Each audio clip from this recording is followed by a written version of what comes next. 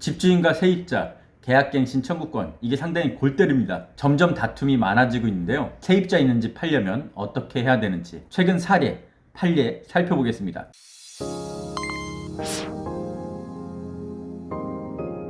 집주인이 들어온다 해놓고 임대 말고 매매하면 괜찮을까? 내용은 이렇습니다. 세입자가 계약갱신 하겠다고 했습니다. 집주인이 나 들어와 살 거다, 나가라고 했죠. 결국 세입자는 계약이 끝나고 다른 곳으로 이사를 갔습니다. 그런데 이 세입자, 그 집을 다른 사람에게 팔았다는 사실을 7개월 뒤 우연히 알게 됐다고 하네요. 주인한테 손해배상 청구 소송을 냈습니다. 하지만 세입자가 패했죠. 집주인이 실거주 이유로 계약갱신 거절하고 해당 집을 임대한 경우에는 법상 책임을 지지만 매매는 법률에 나와 있지 않다, 보호 대상이 아니라고 봤다는 얘기입니다. 세입자가 부당하다고 손해배상 청구 소송을 냈지만 결국 세입자가 패했다고 하네요.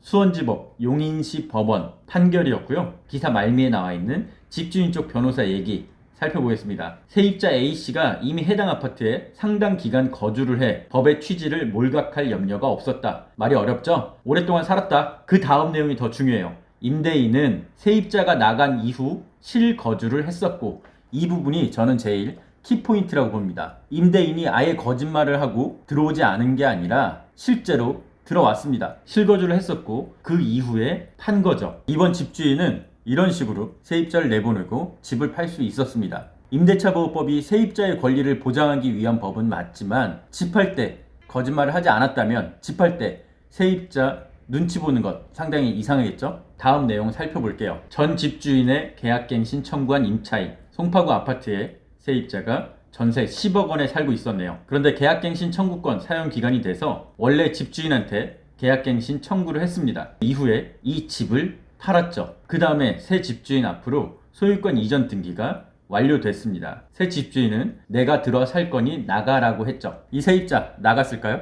아닙니다. 나는 전 주인한테 계약갱신 청구를 했으니 새 집주인이라고 하더라도 실거주를 이유로 우릴 내보낼 수 없다고 주장을 했습니다. 결국 법원 이 세입자의 손을 들어줬네요. 마찬가지 이유에서인데요. 계약갱신 청구권을 사용한 뒤에 새 집주인이 나타나더라도 새 집주인을 임대인으로 보지 않은 겁니다. 여기서는 시기가 중요한데요. 계약갱신 청구 이후에 집주인이 바뀌었다는 겁니다. 이미 세입자가 계약갱신 청구를 했기 때문에 새로운 집주인이 실거주라고 하더라도 거절을 못한다는 취지의 판결이었죠. 결국 이 집주인은 이 근처에서 월세로 살고 있다고 합니다. 2년 뒤 나가라고 해야겠죠. 전세 낀 집 팔려면 어떻게 해야 될까요? 매도인은 집을 살려는 사람한테 현재의 임대차 계약 내용 그리고 계약갱신 청구권 내용을 확실히 알려줘야 됩니다. 계약갱신 청구권을 쓴 상태다, 안 쓴 상태다, 계약갱신 청구권이 남아있다, 이미 사용했다, 이런 내용들을 정확히 얘기를 하시고요.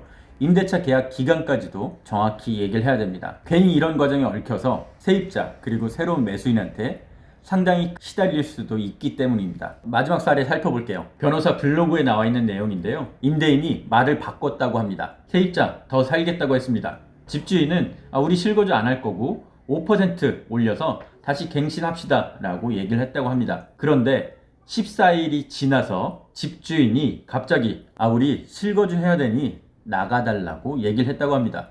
이번 사건의 결론, 결국 임차인이 이겼다고 하네요. 먼저 집주인이 계약갱신을 수락하고 5%라는 액수까지도 제시를 한 상황이었고요. 또 주요 쟁점 중에 하나가 14일 이후에 거절했다는 겁니다. 다시 번복했는데 이 기간이 너무 길었다는 거죠. 그래서 세입자가 승소를 했고 결국 더 살 수 있을 것으로 보입니다. 오늘 이렇게 몇몇 사례 살펴봤습니다.